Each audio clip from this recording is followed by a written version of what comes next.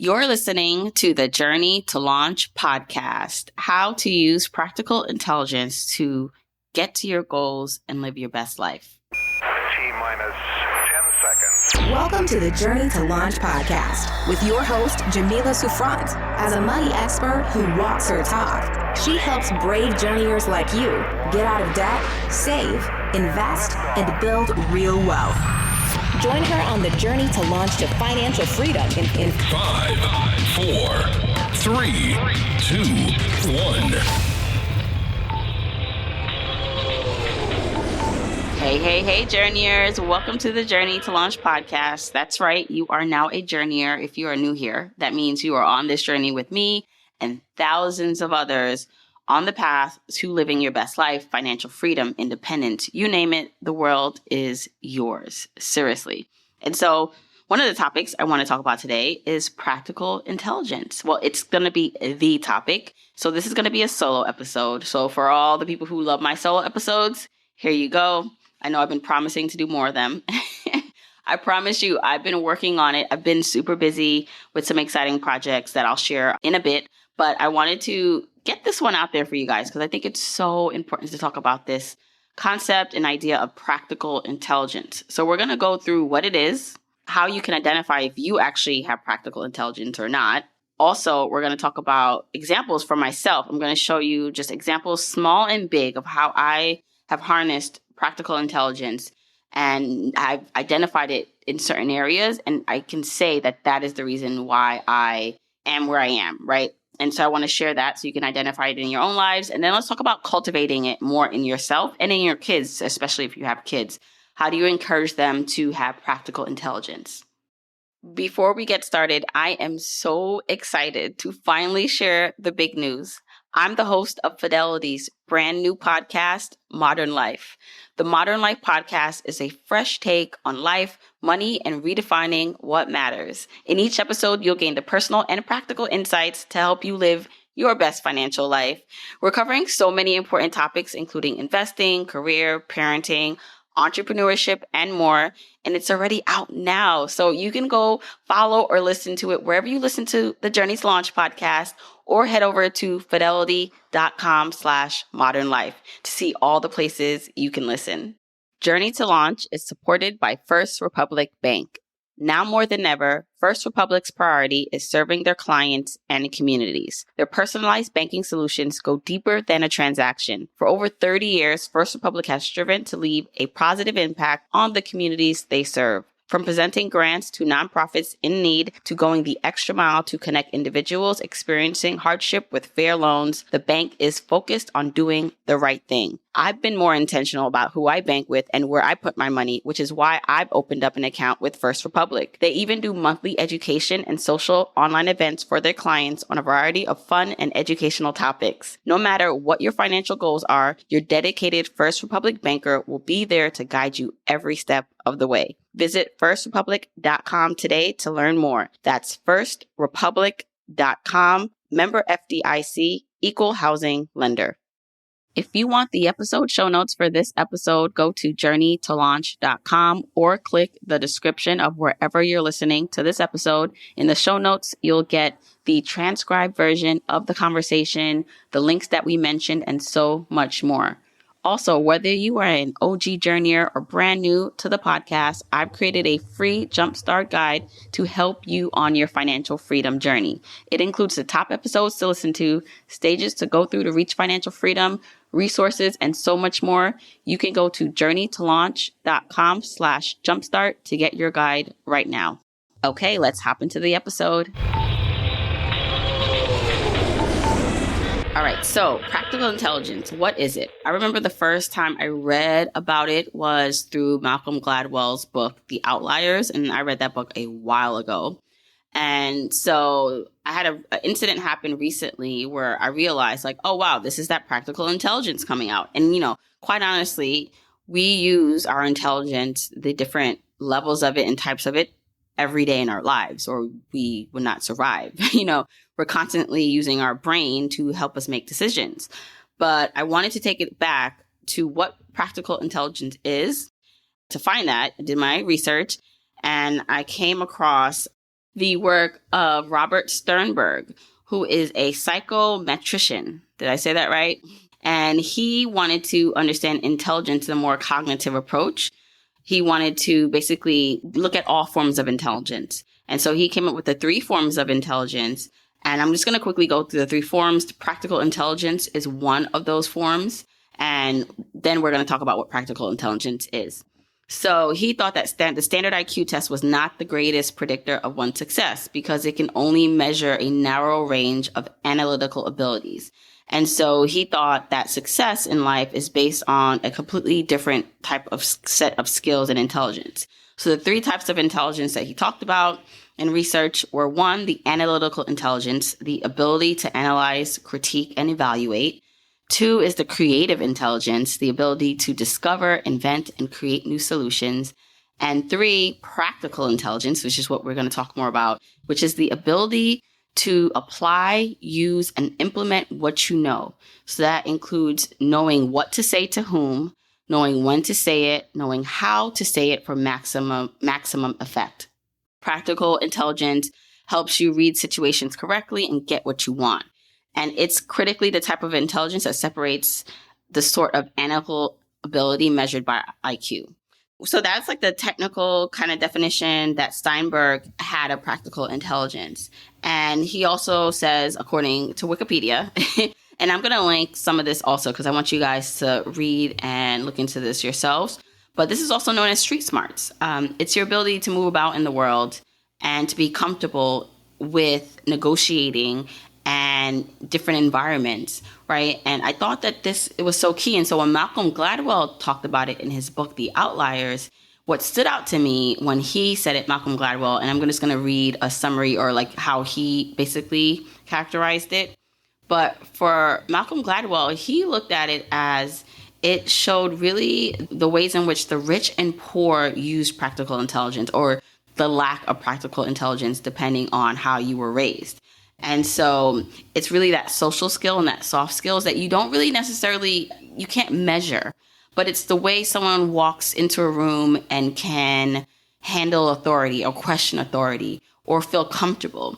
And in the book, I remember this, he talks about poorer parents would not really encourage their kids to question authority because they saw authority as the final say, as the end all be all. So for example, like taking your kids to a doctor. And might I say, part of this too, I do believe, is just the mental load on people who don't have time to think about all the things because they're trying to put food on the table, right? So they don't have time to think about, oh, I should be questioning my doctor. I should be, they have a limited time and energy that they need to expend on making money for their family and survival, right? And so he talks about it. Malcolm Gladwell talked about it in a way in which, think about if you were raised in a certain environment or just in a way in which you were not taught to question authority. You go to the doctor and your parent is talking to the doctor, right? As a child the whole time. You're not encouraged to ask the doctor any questions. You're not encouraged to talk back.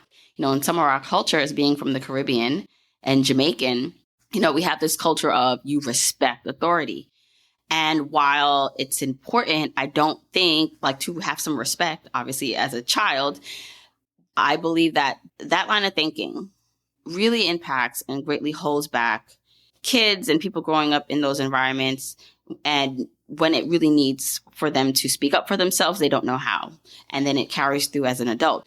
Versus in the book, Malcolm Gladwell talks about in Outliers that rich parents will say, do you have any questions for the doctor? They don't mind if their kid comes home and the teacher says, hey, your kid pushed back. They would say, yes, they're supposed to push back and negotiate. They're encouraging this in their kids. They have almost like this entitlement, which is not always a bad thing, this entitlement to have a say. And so imagine being raised like that in a way in which you are encouraged to speak up for yourself, to speak up and challenge authority. And so this is the kind of thing that happens that you take with you as you navigate and you grow up, right? And it happens now when you're in the real world by yourself. For the first time, that might be in college, where you have to advocate for yourself. You have to say, wait, that's not the class that I wanted or signed up for. Or if you see that your professor or boss, right, at let's just say you have a fast food job, is doing something wrong or not treating you properly, you can speak up for yourself. And then again, it translates through every step of your life. He also said, so Gladwell in the book, he called this concerted cultivation because it was almost like it's on purpose. It's practiced that you would actually give these exercises to your kids. So with that, I wanted to talk a little bit about how I have viewed myself in terms of using practical intelligence, small and big, so that you can potentially identify if you've been using it or maybe not have been using it in your life. And so I'll give a couple of examples, because at the start of this, I said that there was an incident, and it was a really small incident. It wasn't a big deal, but I had a small incident that happened, and I posted about it on my Journey to Launch Instagram. And I said, wow, I'm so glad I questioned this authority because it saved me money, right? And so the reason why I'm talking about it on the podcast is because this does impact your money. It impacts your money when you're negotiating with your boss, the types of jobs you have, the type of people you meet, being able to get mentors, being able to network. All this directly impacts how much money you potentially can make, how much money you have made so far in your career or life, and just trajectory of things going forward. And so this is what happened. I went to the museum, the Children's Museum, with my kids, my husband too, and our membership was up. So we needed to renew it. And when I went to renew it, I said, I believe there's a discount for teachers, because my husband is a teacher. And the lady, she was very nice, but she was like, let me double check. And she went and looked, and she was like, there's no discount for teachers. It's just this standard rate. So, it's 3 kids, it's me and my husband. So I was like, okay. And I was like, are you sure? Because when we first signed up, we had a discount because he was a teacher. And literally, she went and did some typing in her computer and said, there's no discount showing for teachers at the moment. Maybe they changed it. And so I was like, okay. So part of me wanted to let it go, right? But part of me was just like, no, I know that there has to be a discount. So when she handed me the form to start filling out, there was on the back, it said, if you work in these agencies or in this field, you'll get this discount. And I said to her, I'm like, oh, ma'am, it's right here. And she literally was like, oh my gosh, I'm so sorry. I didn't see that. And again, she probably meant well for the most part, right? I do believe most people mean well. But if I had not pushed back and advocated for myself in this small way, this wasn't $1,000 savings, right? But it was, a few bucks that could have went to now ice cream after the museum or towards going out to eat today. And that's what I posted on my social media. I said the fact that I was able to question authority, even though she was super nice. So it wasn't a contentious kind of back and forth. And sometimes it may have to be that way if you're really advocating for yourself and someone is not believing you or giving you the respect. And it reminded me of practical intelligence, of questioning authority. And again, this was a very small example, but it saved me some money. And I want to talk about a bigger example of practical intelligence and navigating that in my life that I know for a fact changed how much money I made in my corporate career and where I am today. I was an intern in college, and I always say, Inroads was the program that I went through where they place minorities in Fortune 500 companies, and you get paid for the most part really well for being a college student. And I was lucky enough to get a placement at a company my freshman year. So my freshman to sophomore year, I started interning with the company. And I remember I actually went on 3 different interviews with 3 separate companies. And the last company is the one that it kind of accepted me. But the only position they had available was in the IT department, which, on the face of it, was all right, at least my foot is in the door.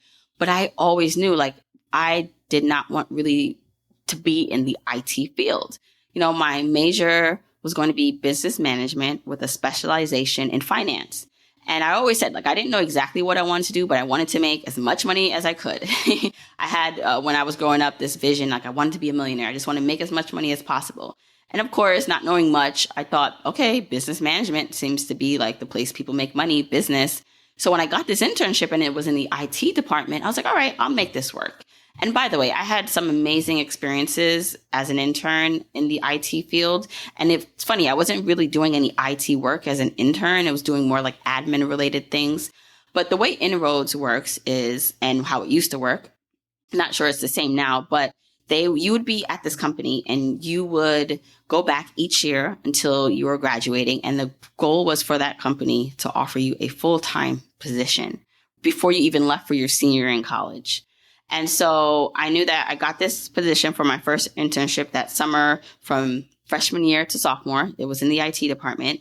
The second internship, so my second summer, which was my sophomore to junior year, was also in the IT field, but it was like in a different department. It was still in like the IT division, but different department. Again, very admin based and project management based. I wasn't actually doing much IT work.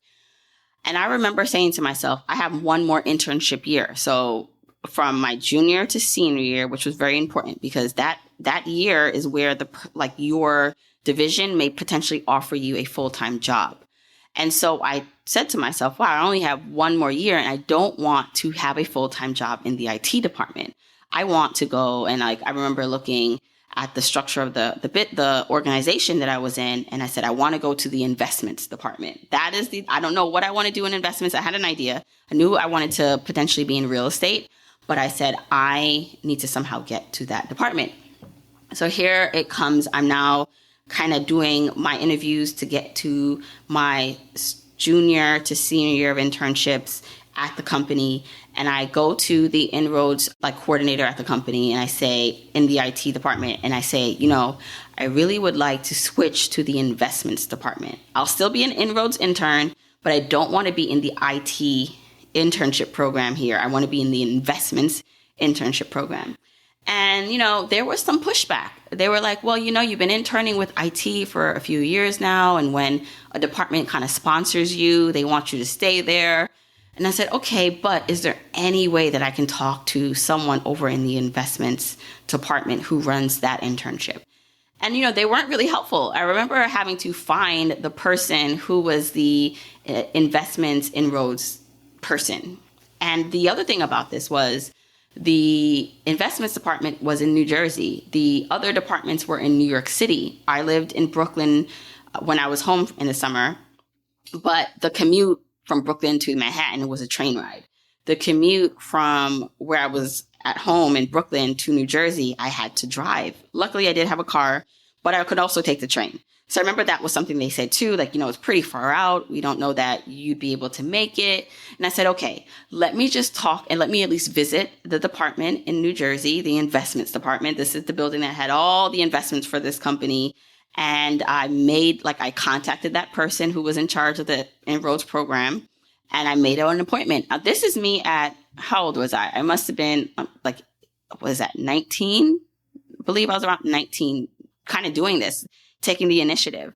Anyway, fast forward, have the appointment, goes meet the lady. And even she's just like, well, we have people who already applied to be in the investments internship. And I was like, well, I know, but is there any way that I can be considered? Because this is what I really wanted to do.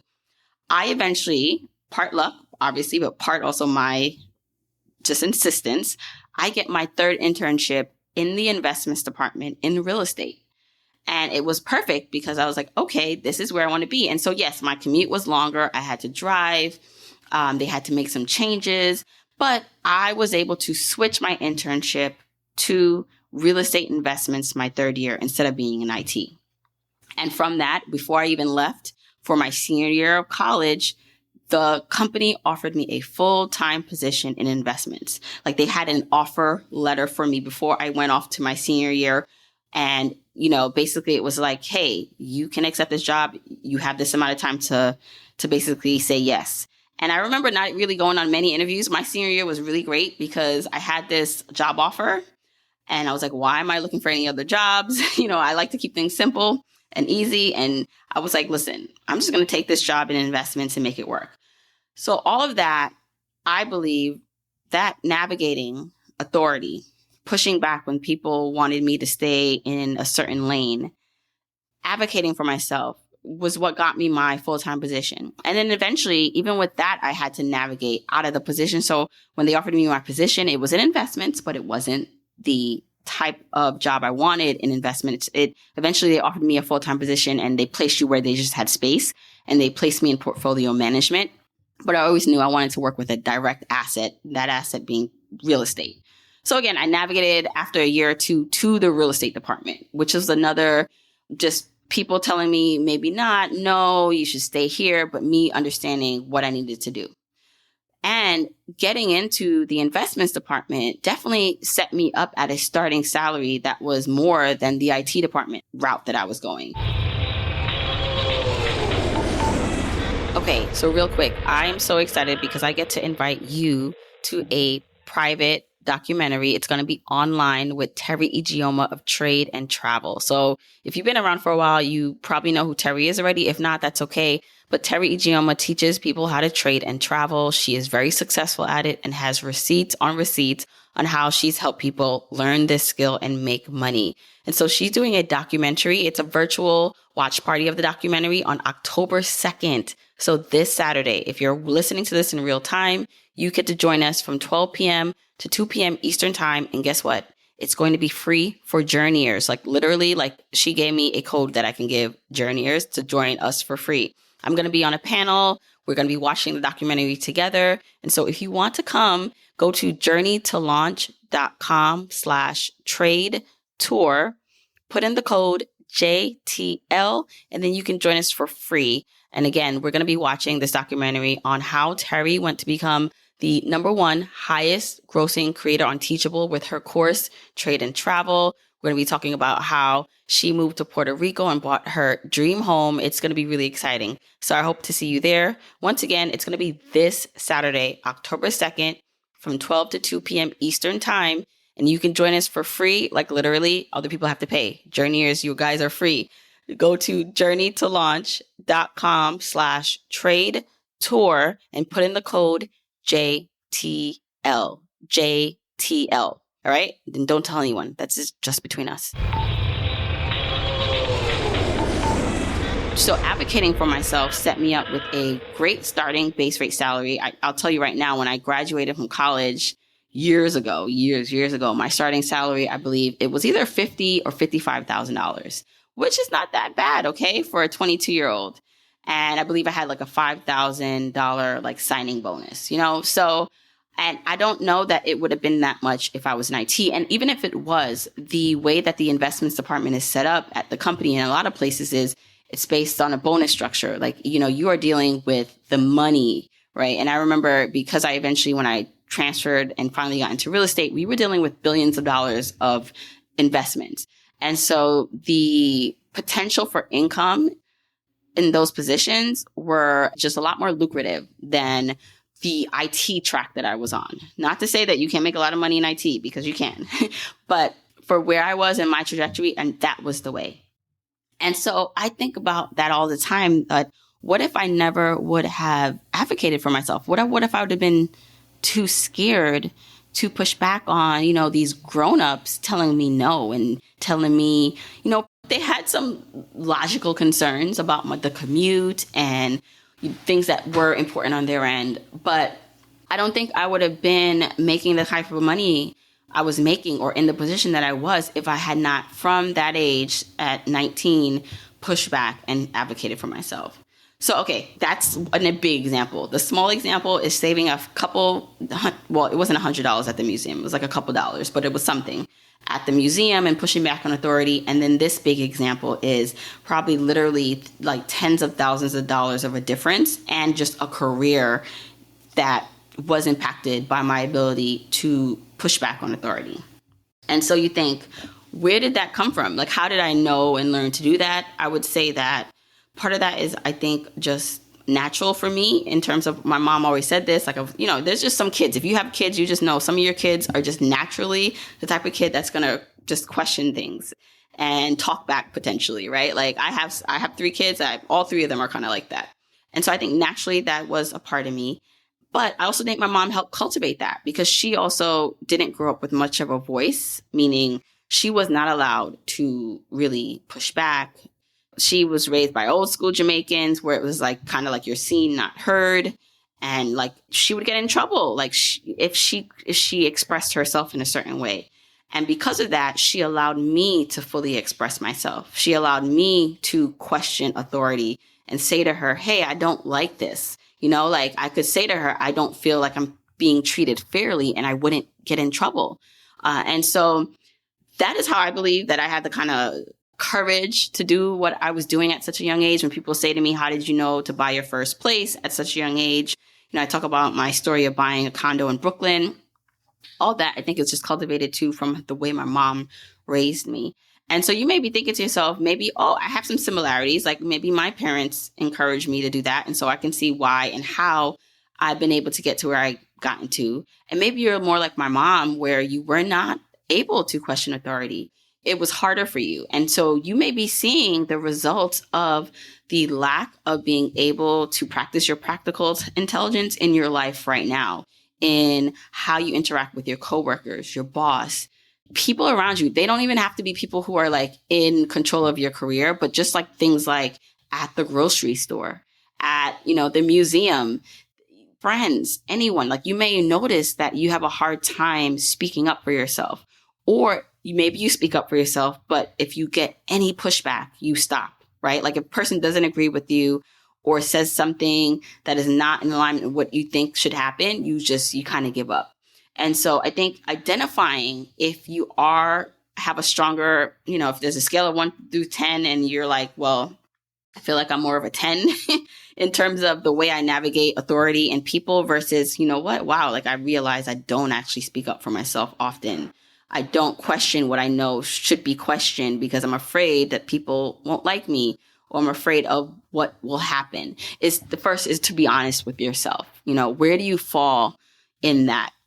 The other concepts are surrounding practical intelligence I wanted to talk about. This is also through Steinberg's subtheory of intelligence. He talks about these 3 ways in which you can fit into your environment, because part of this is like environment and being comfortable in any environment, or at least adapting to it in a way till you don't need to adapt anymore. And so he talks about these 3 processes: adaptation, shaping, and selection, when it comes to being able to fit yourself or interact with an environment. And I thought these were really key because I do think you have to be able to do all 3 of these things, not all at the same time, but they do benefit you in some way. So the first one is adaptation. So this occurs when you change oneself in order to better adjust to the surroundings. For example, something really simple. If the weather changes, you can put some clothes on, right? I feel like adaptation, unfortunately, for people of color, that's what we call code switching. Black people, sometimes like when we go into the corporate space, we talk a bit different and we present ourselves differently than we would with our friends, because it's not necessarily the social norm if we're in spaces that are not people that are like us, right? Like it's different. And so there's one way we talk with our coworkers and it's another way we talk with our friends. So that adaptation is important to be able to turn it on and off. Unfortunately, it shouldn't be that way. Everyone should be able to show up as themselves, but we all know that that is not the case. You still have to adapt to your environment. The other type of creating basically this fit with your environment is called shaping. So again, this is from Steinberg's subtheory of intelligence that all goes under the practical intelligence theory. So shaping is the second one, where it occurs when one changes their environment to better suit their needs. So this is when you don't change yourself to fit in, you change the environment to fit in. But that means you have a little bit of control over that environment. So in the example here, they say like a teacher may invoke a new rule of raising hands to speak to ensure that the lesson is taught with the least possible disruption. So the teacher has some authority here and can say, hey, you know what? I'm changing the environment. I'm going to set the tone for the environment and change the way things are done so it can better fit the way I need things to get done. And this is important in a way because if you think about it, while there are a lot of things outside of our control in some instances, especially if you're working for someone else, there are ways in which you can potentially see what you can control in that environment, whether it is your desk or your space if you're working back in the office in person, or even if you're working from home, like what in your environment can you change to help better suit your goals and your needs? The third one that they talk about is the process of selection. So that's when, you do a new, complete alternative environment to replace the previous one that's not working. And I love this example that they have. I'm reading this from Wikipedia. And it says, in this example of the process of selection, this can relate to when immigrants leave their lives in their homeland countries where maybe they're enduring just economic and social hardships, and they go to another country for a better life. And I mean, I obviously can relate to this because this is basically my mom's story and how we got here.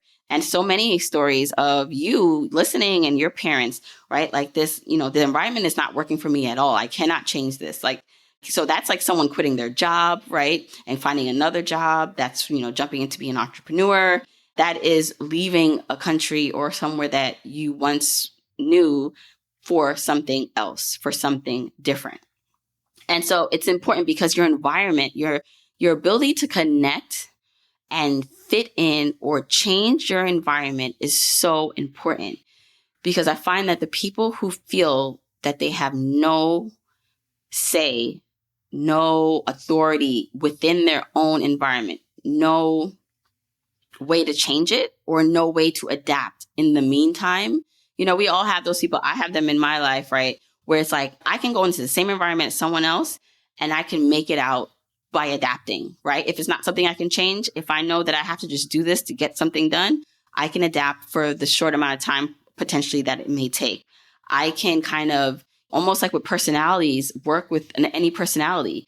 And it is a skill. And I'm not saying that everyone has to do this, but I realized that in even navigating the corporate world and the entrepreneurship world, my ability to adapt to environments, to change environments, to control what I can control has greatly impacted what I've been able to do, who I've been able to meet.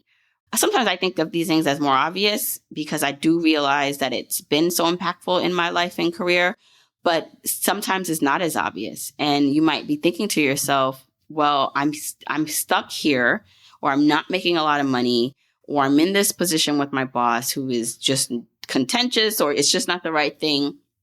And this is the reason why I can't make money. This is the reason why I can't reach my goals, and I'm miserable. And while some of those things may be true, right? It's your reality and you have the right to your reality and your truth. It is also, okay, but what are you going to do about it? And I always say, are you going to make the environment your enemy? Because I always say anything you push back pushes back more. So once you start not liking something, that's like, it's the meme where the girl is eating her crackers and it's like, once you don't like someone, everything they do is annoying. So that you see the little girl eating their crackers, you're like, look, even the way she eats her crackers is annoying, right? And so I really do believe once you see your environment as bad or people as bad, then you will react as such and it will only push back and make it worse. And so how do you adapt when you need to adapt?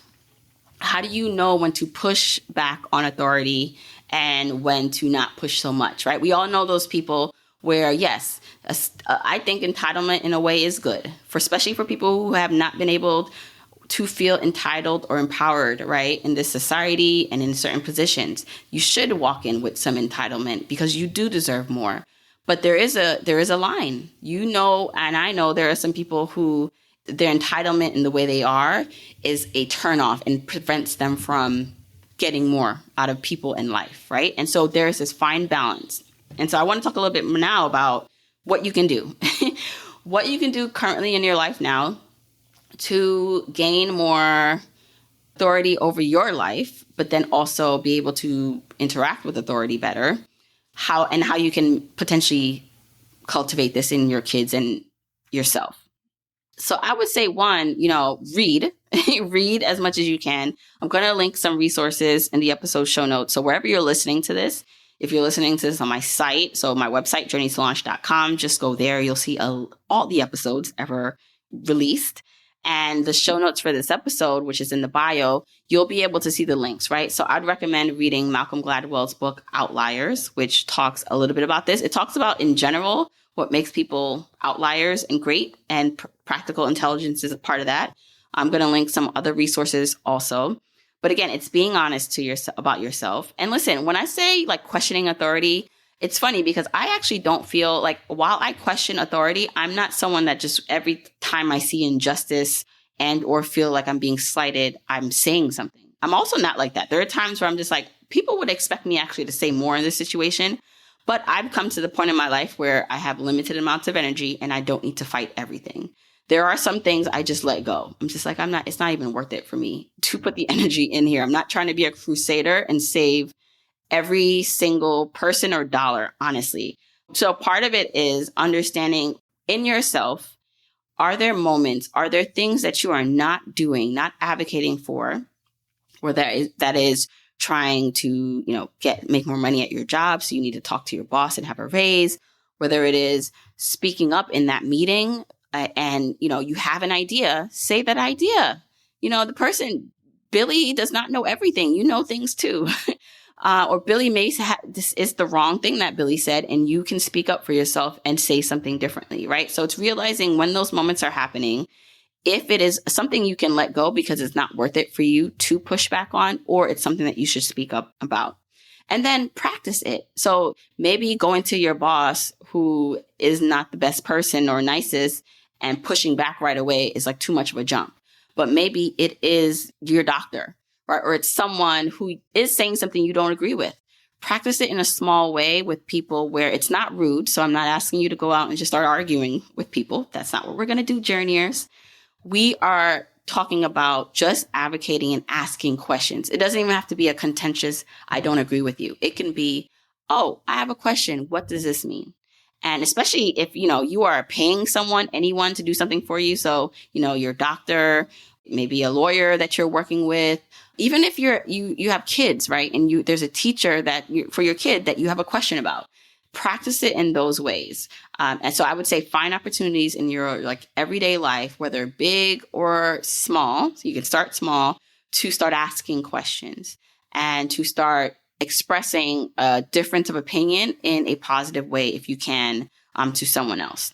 Now, when it comes to your kids, I think this is really important. People always ask me, how do I invest and make sure my kids are set financially? And I'm like, yep, that's important. But because of the way I was raised and the results that I've gotten from my life, I realized that the greatest gift my mom gave me was the ability to fully express myself and believe in myself.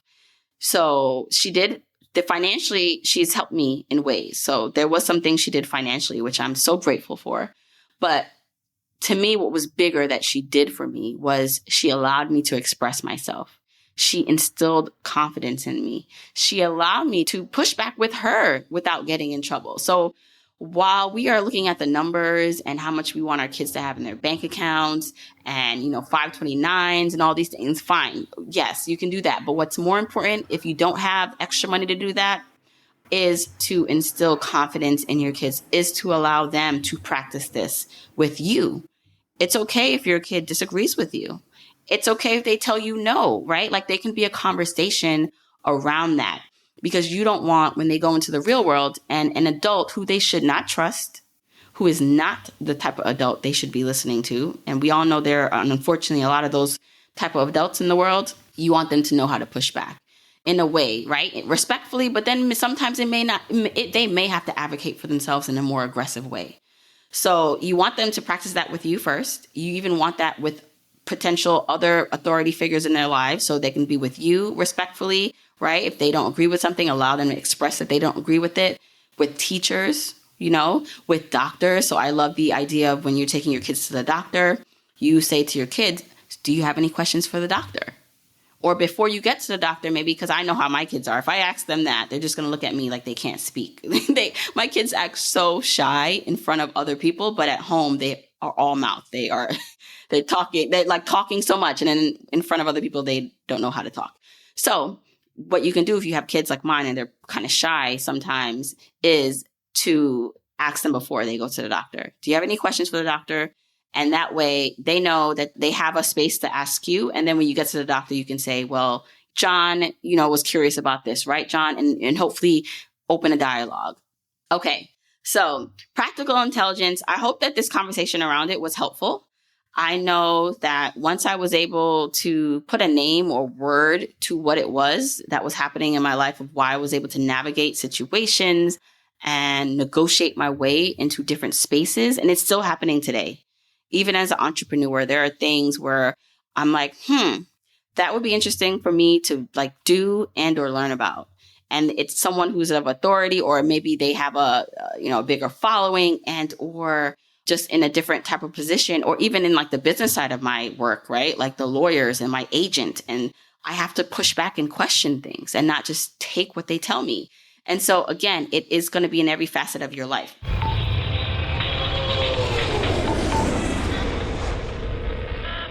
So I hope that this was helpful for you. If it was, let me know. You know, I love hearing from you. I am at Journey to Launch on Instagram, Facebook, and Twitter. I mostly hang out on Instagram. So take a screenshot of you listening to this. Tell me about how you've used practical intelligence in your life, small or big. And when I say that, it means how did you navigate a situation and advocate for yourself or negotiate into a better situation for yourself. And then also, be honest too. Maybe you realize that, hey, I have not been doing this and I want to do more of this. And so tell me that also. At me at Journey to Launch on Instagram, Twitter, or Facebook to share this with me. Please share this with your family and friends. The more people who hear these episodes, the better. Don't be greedy. Send this information out to people who can use this to help fuel them on their journeys. Don't forget, you can get the episode show notes for this episode by going to journeytolaunch.com or click the description of wherever you're listening to this. And you can still grab your Jumpstart Guide for free to help you on your journey to financial freedom by going to journeytolaunch.com/jumpstart. If you want to support me and the podcast and love the free content and information that you get here are 4 ways that you can support me and the show. 1, make sure you're subscribed to the podcast wherever you listen, whether that's Apple Podcasts, that purple app on your phone, your Android device, YouTube, Spotify, wherever it is that you happen to listen, just subscribe so you are not missing an episode. And if you're happening to listen to this in Apple Podcasts, rate, review, and subscribe there. I appreciate and read every single review. Number 2, follow me on my social media accounts. I'm at Journey to Launch on Facebook, Instagram, and Twitter, and I love, love, love interacting with journeyers there. 3, support and check out the sponsors of this show if you hear something that interests you. Sponsors are the main ways we keep the podcast lights on here, so show them some love for supporting your girl. 4, and last but not least, share this episode, this podcast with a friend or family member or coworker so that we can spread the message of Journey to Launch. All right, that's it. Until next week, keep on journeying, journeyers.